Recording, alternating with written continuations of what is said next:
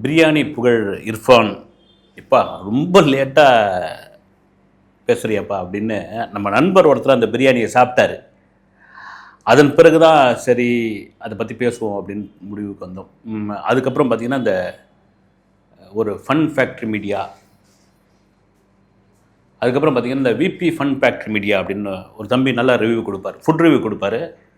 அவர் வீடியோவை பார்த்த பிறகு இது கண்டிப்பாக பேசியே ஆகணும் அப்படின்னு அந்த நண்பர் சாப்பிட்ட பிரியாணியை இன்னும் செரிக்காமல் நொந்து போய் அவர் இன்னும் அதை புலம்பிக்கிட்டே இருக்கிறார். இன்றைக்கி தமிழர்களுடைய உணவில் பிரியாணி மிகப்பெரிய பங்கு வகிக்கிறது என்பதில் மாற்று கருத்து கிடையாது. நான் சென்னை வந்த புதுசில் பாண்டி பஜாரில் டீலக்ஸ்னு ஒரு ஹோட்டல் இருந்தது. அது கரெக்டாக அந்த நாயர் ரோடும் பாண்டி பஜாரும் போய் மீட் பண்ணுற இடத்துல ஃபேமஸான ஹோட்டல். அது சினிமாக்காரர்களுக்கும் மிக ஃபேமஸான ஹோட்டலு. அங்கே பார்த்தீங்கன்னா கோட்டர் பிரியாணி கொடுப்பாங்க.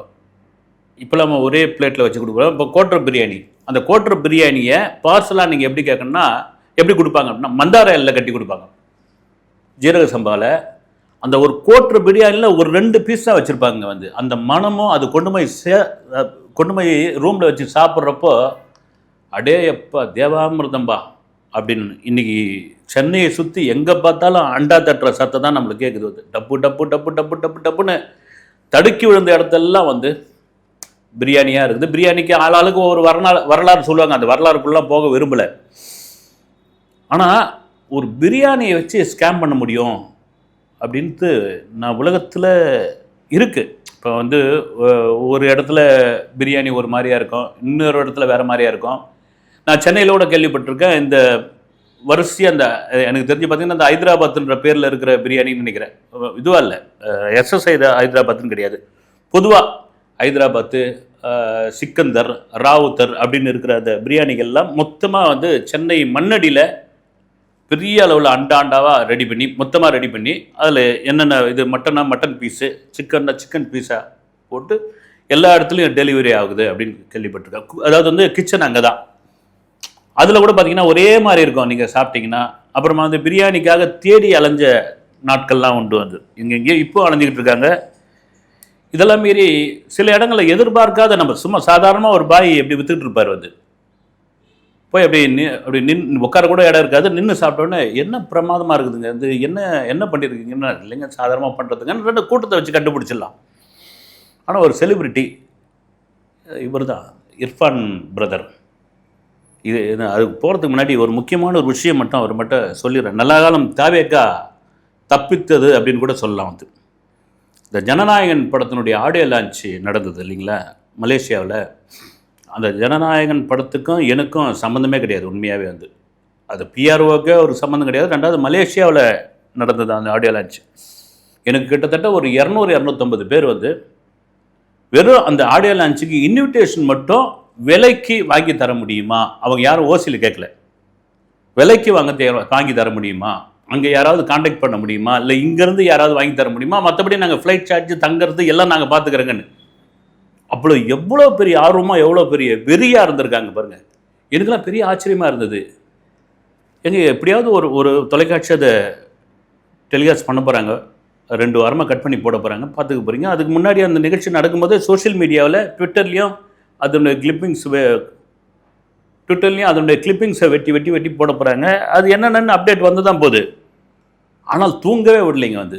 ஜனநாயகனுக்கு கிடைக்குமா, ஜனநாயகனுக்கு எப்படிப்பா நீ போவ அப்படின்னு கேட்டால் அது நான் போய்க்கிறேங்க அப்படின்னு. ஆனால் இதே இர்ஃபான் வீடியோலாம் போட்டாருங்க. யாருன்னா சிஎம் விஜய் அவர்களுடைய மேலாளர் ஜெகதீஷ் அவருக்கு ஒரு வீடியோலாம் போட்டிருந்தார் அந்த சமயத்தில். அண்ணா எனக்கு எப்படியாவது ஒரு டிக்கெட் கொடுண்ணா, அண்ணா நான் ஃபேமிலியோடு வரேண்ணா, அண்ணா இது பண்ணி அடம் பிடிச்சி வாங்கி தங்குற வசதி முதல் கொண்டு 5 ஸ்டார் ஹோட்டல் 7 ஸ்டார் ஹோட்டலோ அதில் வீடியோவை போட்டிருந்தார். போட்டு அங்கே போனவுடனே அந்த இதுவே மாறிடுச்சு. அது கேட்டதுக்கும் எனக்கு ஏதாவது கொடுங்கண்ணா அப்படின்னு இன்விடேஷன் கொடுங்கண்ணான்னு கேட்டதுக்கும் அங்கே விழாவுக்கு போன உடனே நான் கிடச்சிச்சு பார்த்தீங்களா, விஜய் அண்ணாவே நேராக கொடுத்தாரு தெரியுமா, நாம் ஃபன் பண்ண போகிறோம் தெரியுங்களா, அப்புறமா இங்கேருந்து நடக்க விட்டாங்களா நம்மளுக்கு தெரியுமா, இங்கே இது பண்ண இதெல்லாம் ஒட்டுமொத்தமாக எல்லாரையும் வெறுப்பேற்றுற மாதிரியான ஒரு விஷயமா இருந்தது. கேட்டது ஒன்று, அங்கே நடித்து கொடுங்கண்ணா தயவுசெய்து கொடுங்கண்ணா அப்படின்னு கேட்டது ஒன்று. அடுத்து கட் பண்ண உடனே அங்கே மலேசியாவில் இறக்கணும்னா வேறு மாதிரி ஆயிடுச்சு. தெரியுமா, நீங்கள் எங்கேருந்து கிடச்சிச்சு பார்த்தீங்களா, விஜய் அண்ணா தான் எனக்கு கொடுத்தாரு அப்படின்னு போட்டுக்கிட்டே இருந்தார். இது இது எதுக்கு சொல்கிறேன் அப்படின்னா, நீங்கள் ரசிகர்கள் விட்டுருங்க. இங்கேருந்து தமிழ்நாட்டில் அவ்வளோ ரசிகர்களை கூட்டு போக முடியாது. நிறைய பத்திரிகையாளர்கள்லாம் கூட கேட்டிருந்தேன். நான் கிடையாதுங்க, பொதுவாக பத்திரிகையாளர். இப்போ சிஎம் விஜயோடைய ஆரம்ப காட்ட வளர்ச்சியில் நாளைய தீர்ப்பு காலத்தில் இருந்து தொடர்ச்சியாக ஜனநாயகன் வரைக்கும் சினிமா நிருபர்களாக இருந்து எழுதினவர்கள், எழுதி கொண்டிருப்பவர்கள், பேசியவர்கள், பேசி கொண்டிருப்பவர்கள், அதை தாண்டி அவரை வச்சு படம் பண்ண டைரக்டர்ஸ், அவருடைய வளர்ச்சிக்கு மிக முக்கியமான காரணமாக இருந்த திரைப்படங்கள். அவர் கூப்பிட்டுருந்தார். அங்கே லோகேஷ் கனகராஜ், நெல்சன், அட்லியெல்லாம் கூப்பிட்டுருந்தாரு. அவங்க ஆக்சுவலாக படத்தில் நடிச்சிருக்காங்க. ஆனால் பேரரசு மாதிரியான அவருடைய இயக்குநர்கள், திருமலை பண்ண ரமணா மாதிரியான இயக்குநர்கள்லாம் விஜயோடைய கேரியருடைய உச்சத்துக்கு மிக முக்கியமான டைரக்டருங்க.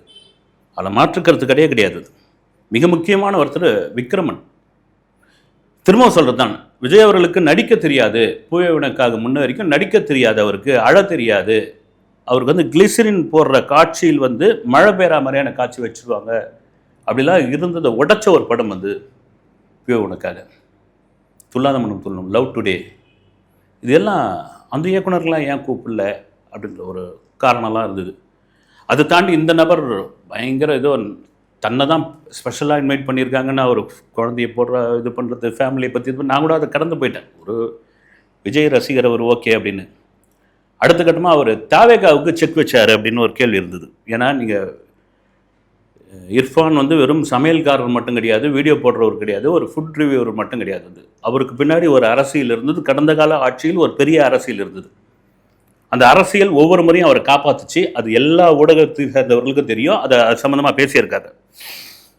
ஒரு விபத்து சம்மந்தமான விஷயம் கூட பேசப்பட்டது. அதில் ஒரு பெரியவர் கூட இறந்து போனார். அதுக்கு இவர் தான் காரணம். அந்த மாதிரியான விஷயங்கள் அது நான் கிடையாதுங்கன்னு சொல்லி யூட்டர்ன் அடிச்சு அதை கூட சில பேர்லாம் சொல்லியிருந்தாங்க. ஏதாவது சிசிடிவி காட்சி இருக்கா பாருங்கள் அப்படின்போது எல்லாம் மறைச்சிட்டாங்கன்னாங்க. அப்போ இவர் திமுகவுடைய மிகப்பெரிய அடுதாம்பி. திமுக ஏன்னா அந்த சமயத்தில் பார்த்தீங்கன்னா உதயநிதி ஸ்டாலினை கூட்டின்னு சமைச்சு போடுவார். எம்பி கனிமொழி அவர்களுக்கு இந்த மாதிரியான ஃபுட்டு போய் சாப்பிட்டு பாருங்க அப்படின்னுவார். அரசியலில் யார் பெரும்புள்ளியாக இருக்கிறாங்களோ அவங்களெல்லாம் ரொம்ப சர்வசாதாரணமாக நீ ஈஸியாக கிச்சனுக்குள்ளே போயிட்டு சமைச்சு இதெல்லாம் காமிச்சிட்டு இருந்தார். அப்படியே தெரிஞ்சு போச்சு இவர் ஒரு அசல் அக்மார்க் உடன்பிறப்பு அப்படின்னு. இதில் உச்சகட்டமாக போன சம்பவம் எதுனா, அவங்க மனைவி கர்ப்பமாக இருந்தாங்க. அதுக்கான டெஸ்ட்டு அவர் துபாயில் எடுத்திருந்தார். இந்திய சட்டப்படி பார்த்திங்கன்னா கருவில் இருக்கக்கூடிய குழந்தை ஆணா பெண்ணா அப்படின்றது முன்கூட்டியே நம்ம சொல்லக்கூடாது. அது மிகப்பெரிய குற்றம். அது எல்லா ஸ்கேன் சென்டர்லேயும் அது எழுதி வச்சுருக்காங்க. அது சொல்லக்கூடாது. அங்கே போய் நான் துபாயில் செக் பண்ணேன். துபாயில் அது மாதிரி வெளிநாடுகளில் சொல்லுவாங்க. இங்கே காரணம் என்னென்னா, முன்னோர்கள் பண்ண வேலை பெண் குழந்தைங்களுக்கு கள்ளிப்பாலை கொடுத்து ஏதோ ஒரு பெண் குழந்தைகள் பிறந்தாலே அது பெரிய இந்த உலகத்துக்கே பாரன்ற மாதிரி ஆகி இன்றைக்கி பார்த்தீங்கன்னா அலையறானுங்க பெண்ணு கிடைக்காம அலையிறாங்க. பொம்பளை பிள்ளை கிடைக்காம மேட்ரிமோனிலாம் போய் பார்த்தீங்கன்னா கதறானுங்க ஒவ்வொருத்தனும். அந்தளவுக்கு நிலைமை மாறிடுச்சு. அதனால தான் இந்த சட்டத்தை கொண்டு வந்தார்கள். இவர் என்ன பண்ணார், அங்கே துபாயில் செக் பண்ணிவிட்டு இது என்ன குழந்தைன்னு சொல்லி சென்னையில் ஒரு நட்சத்திர ஹோட்டலில் என் மனைவிக்கு இந்த குழந்தை பிறக்க போகுதுன்னு சொல்லி ஒரு விழா பண்ணார். அது கடுமையான எதிர்ப்பு. என்ன சொல்கிற காரணம்னா, இதெல்லாம் தெரியாமல் சின்ன பிள்ளைத்தனமாக பண்ணுறது ஒரு திமிரோட உச்சம்தான். அதெல்லாம் ஒரு ஆணவத்தோடைய இன்னொரு வடிவம் கூட சொல்ல நம்ம பின்னாடி ஒரு அரசாங்கம் இருக்குது, நமக்கு பின்னாடி ஒரு கவர்மெண்ட் இருக்குது. நம்மளை யார் தொடுவாங்க? தொட்டு பார், நான் என்ன பண்ணுறேன் பார் அப்படின்ற வெளிப்பாடு. அதாவது எனக்கு இன்னும் அந்த வீடியோலாம் பார்க்கும்போது ஒரு மாதிரி இரிட்டேட்டிங்காக இருக்கும். நிறைய பேர் இது பண்ணுவாங்க, அது கொண்டாடுவாங்க, இது பண்ணுவாங்க. இயல்பான ஒரு மனநிலையே இருக்காது. இந்த திரும்ப சொல்கிறது, அவர் அடுத்த அந்த ஜனநாயகன் ஆடியோ லான்ச்சுக்கு போயிட்டு வந்த பிறகு ஒரு கட்சியிலிருந்து அவருக்கு கடுமையான எதிர்ப்பு வந்தது. தம்பி, உன்னை எந்தெந்த விஷயத்தெல்லாம் காப்பாற்றிருக்கிறேன்பா, எதெல்லாம் ஒன்று யூட்டர்ன் அடிச்சு கொண்டு வந்திருக்கோம், இந்த மீடியாலாம் என்ன வாரிச்சு அங்கே போயிட்டு நீ தாவேக்காரனுடைய ஏதோ அடிமட்ட தொண்டர் மாதிரி அமக்கலம் பண்ணிக்கிட்டு இருக்க அப்படின்னு. அதன் பிறகு ஜெயித்த பிறகு சிஎம் விஜய் அவர்களுக்கு சமைச்சு கொடுக்கறதுக்காக அப்பாயின்மெண்ட்லாம் கேட்டதாக ஒரு தகவல் இந்த ஏரியா பக்கமே வரக்கூடாதுன்றாப்லையும், இந்த ஏரியா பக்கமே காலை வைக்கக்கூடாது, கிளம்ப சொல்லுங்கள் அப்படின்னு. அப்புறம் கடந்த ரம்ஜானுக்கோ கடந்த ஆண்டு வேறு ஏதோ ஒரு விழாவுக்கு இந்த லுங்கியோடு சேர்த்து உணவு பொட்டலம் கொடுக்கும்போது ஒரு அவமரியாதையாக மவுண்ட் ரோட்டில் வச்சு கொடுத்த ஒரு சம்பவங்கள்லாம் கூட பெரிய அளவில் வைரல் ஆச்சு. இவர் திமிர்தனமாக பண்ணுறாரா, இல்லை திமிர்தனத்தை பண்ணுவதாக திட்டமிட்டு பண்ணி இந்த வியூஸ் சேர்த்துறதுக்காக இதை பண்ணுறாரா அப்படின் போது கட கட கடன்னு இங்கே நிறைய பேர் வந்து அன்ஃபாலோ பண்ணிட்டு போனாங்க. சம்பவங்கள்லாம் உண்டு, தெரிஞ்சு போயிடுங்க உங்களுக்கு. நீங்கள் யதார்த்தமாக எது பண்ணுறீங்க, இதில் திட்டமிட்டு எதை பண்ணுறீங்கன்னு வந்து இன்றைக்கி வாட்ச் பண்ணுற அந்த வியூவர்ஸ் சாதாரண ஆட்கள் கிடையாது. ஆமாம், தெளிவாக இருக்கிறான். அப்படி தான் இந்த பிரியாணி ஸ்கேம். 4650 ரூபா. உலகத்திலே அப்படியேப்பட்ட பிரியாணி எதுவும் இல்லைன்னு நினைக்கிறேன். இந்த விபி ஃபன் ஃபேக்ட்ரி அந்த தம்பி அதை கொண்டு வந்து அக்கு வேறு ஆடி வேறு அந்த பிரியாணி பிரித்து மட்டன் எது குஸ்கா எதுன்னு இது பண்ணி அதை எடை போட்டு அதை சாப்பிட்டு, ஏம்பா இதுக்கு ஒரு முட்டை கிடையாது, ஒரு சிக்கன் 65 கிடையாது. இதில் பில்டப் என்ன பில்டப்னா, நீங்கள் புக் பண்ணிட்டீங்களா திருவல்லிக்கண்ணில்னு நினைக்கிறேன், 12:30 மணிக்கெலாம் ஷார்ப்பாக வந்துடணும் அப்படின்னு ஒரு ஃபோனா கட் பண்ண உடனே, இல்லைங்க 12:30 மணிக்கெலாம் வந்துடாதீங்க, கூட்டம் அலை மோதும், ஒரு 12:50 வந்துடுங்க அப்படின்னு. சரி ஓகேங்க. திரும்ப ஒரு ஃபோன் வரும்போது அந்த டோக்கனை கண்டிப்பாக கொண்டு வரணும். நீங்கள் பே பண்ணதுக்கான அந்த ஜிபேயில் பண்ணிங்கன்னா அதுக்கான இது ரிசிப்டை நீங்கள் கொண்டு வரணும். சரி ஓகே. இவர் அந்த தம்பி பூந்தமல்லிலேருந்து கிளம்பி போயிருக்காரு. போனவுடனே ஜென்னு கூட்டம் இருக்கும், அடி அமக்கலமாக இருக்குன்னு பார்த்தா நம்ம சந்தான பாரதி மாதிரி ஒரு லுங்கியை கட்டின்னு அப்படி வந்து இவரே வராரு பொழுது. அப்புறம் சொல்லுங்கள் அப்படின்னு வந்தவர் ஒரு பெரிய பிரபலமான யூடியூபர். அவர் இன்ஸ்டாவிலேயே ரொம்ப பிரபலம். அவரே தெரியாமல் என்ன பேரில் புருஷோத்தமன்ற பேரில் பண்ணிக்கலாம் அப்படின்னு போது தான் சுத்தமாக நீங்கள் இப்போ நமக்கு தெரிஞ்ச அளவுக்கு பார்த்தீங்கன்னா ஏதாவது ஒரு சேனல் பற்றி பேசுகிறோம் அப்படின்னா, ஒரு சேனல் பற்றி இது பண்ணோம், நம்ம சுற்றி நமக்கு சம்மந்தமான ஆட்கள் வந்து யார் அது சம்மந்தமாக பேசுகிறாங்கன்னு ஓரளவுக்கு தெரிஞ்சு வச்சுருப்போம் இல்லைங்களா. அது கூட இல்லை. சரி, அதை கூட நீங்கள் விடுங்க. நீங்கள் அந்த பில்டப்பு அந்த க்யூ அங்கே ஃபுல்லாக நின்றுட்டு இருப்பாங்க. இதெல்லாம் பார்த்துட்டு அவர் எடுத்துகிட்டு வந்து அந்த பிரியாணியை பிரித்து சாப்பிட்றாரு. மொத்தத்தில் அதனுடைய மதிப்பு எவ்வளோன்னு அவர் சொல்கிறாப்புல வந்து 4650 ரூபா. அது பொதுவாக வந்து இந்த பக்கெட்டில் கொடுக்கும்போது அந்த பிளாஸ்டிக் வாடை அல்லது சுட கொட்டும் பொழுது அது உள்ளே வந்து அந்த பிளாஸ்டிக் உள்ளே ஏறக்கூடாதுக்காக உள்ளே வந்து இந்த சில்வர் பேப்பர் வச்சு தான் வந்து கொடுப்பாங்க. அதுதான் அப்படி தான் கொடுக்கணும். அது நீங்கள் தனியாக வீட்டில் சமைச்சு கொடுத்தீங்கன்னா கூட நீங்கள் முறைப்படி அந்த உணவு பாதுகாப்பு கழகத்திடம் ஒரு சர்டிஃபிகேட் வாங்கியிருக்கணும்.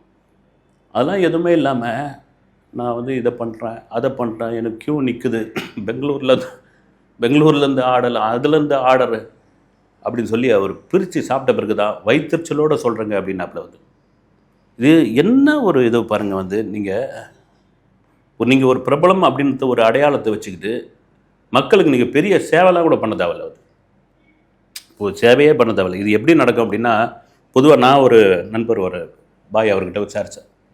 சார் அதெல்லாம் அவரே இறங்கிலாம் பண்ணல சார். அது அவரே இறங்கி யார் இறங்கி பண்ணாலும் அதே மசாலா, அதே ரைஸு, அதே பீஸு எல்லாம் அதே தான். வேறு என்ன ஸ்பெஷலாக பண்ணிட்டு போகிறாங்க. பக்கத்தில் ஒரு கடை இருக்குது, எதிர்க்க ஒரு கடை இருக்குதுன்னா அங்கே போய் பேசுவாங்க வந்து, ஒரு நாளைக்கு உங்களுக்கு எவ்வளோ லாபம் வருது, ஒரு இதில் 10,000 ரூபா லாபம் வருது அப்படின்னா ரைட் ஓகே. நீங்கள் 10,000 ரூபா லாபம் வருதுன்னா நீங்கள் வாங்க, நான் வந்து ஒரு 5,000 ரூபாய் கொடுக்குறேன் அப்படின்னு சொல்லி ரைட். இப்படி தான் அந்த பிரியாணி வந்து செஞ்சு கொடுத்துருப்பாங்க. இதுக்கு பில்டப் என்னென்னா அந்த பேருக்கான பில்டப் தான் வந்து. இதெல்லாம் மீறி தயவு செய்து நீங்கள் பிரபலம் அப்படின்னால இதை வந்து ஏமாற்றாதீங்க. நான் இல்லை, அந்த பிரியாணிக்கு சாப்பிட்டவர்கள் பல பேர் சொல்லி போட்டிருக்கிறது தான். 4650 ரூபா அப்படின்னா என்னங்க வந்து. இந்த பிரியாணிக்கான ஒரு சின்ன வரலாறு மட்டும் அப்படி சின்னதாக சொல்லிட்டு போயிடுறேன். நான் வந்து எல்லாருக்கும் தெரிஞ்சிருக்கேன்னு நினைக்கிறேன். இது எந்த அளவுக்கு உண்மை தெரியல. அக்பருடைய அரசவையில் இருந்த ஒரு சமையல்காரர், அக்பர் வந்து ஒரு பயங்கரமான உணவு பிரியர். வந்து அவருக்கு சமையல் சரியில்லை அப்படின்னா அவனுக்கு வந்து கடுமையான தண்டனை கொடுத்துருவார். அப்படின்போது அவன் ஏதோ டேஸ்ட் பண்ணி பார்த்துருக்குறான். வந்து இது சரியாக சமையல் வரலன்னொடனே மீட்டு, மசாலா, ரைஸு எல்லாத்தையும் என்ன பண்ணிக்கிட்டான், ஒரே இதில் கொட்டிட்டு மூடியை போட்டு எஸ்கேப் ஆகி ஓடிட்டுக்கிறான். ஓட்டிட்டு இவர் வந்து பசியோடு வந்திருக்காரு. எங்கன்னு சமையல்காரன் ஆள் ஓடிட்டான். சமையல் மட்டும் ரெடியாக இருக்குதுன்னு எடுத்து கொட்டியிருக்காங்க. சாப்பிட்டோன்னே இது பெரிய வித்தியாசமாக இருக்குது, நல்லா இருக்குதையா, என்னையா அது ஆளை காணோம். அவன் பயந்து போய் எல்லாத்தையும் ஒன்றா ஒட்டான். அவனை தேடியானா அவன் ஆள் காணுங்க அப்படின்ட்டாங்க. அதுலேருந்து தான் பிறந்தது பிரியாணி அப்படின்ற ஒரு தகவல் இருக்குது. ஒரு வேளை அதே மாதிரி நீங்கள் வீட்டில் பண்ணால் கூட நல்லா இருக்கும் பொழுது 4500 ரூபா கொடுத்து அவ நாக்க தள்ளி கண்ணீர் விட்ட கதையெல்லாம் பார்க்கும்போது பாவங்க விட்டுருங்க. அவங்கள வச்சு நீங்கள் எதுவும் ஸ்கேம் பண்ணாதீங்க. அடுத்த வீடியோவில் சந்திக்கிறேன். நன்றி.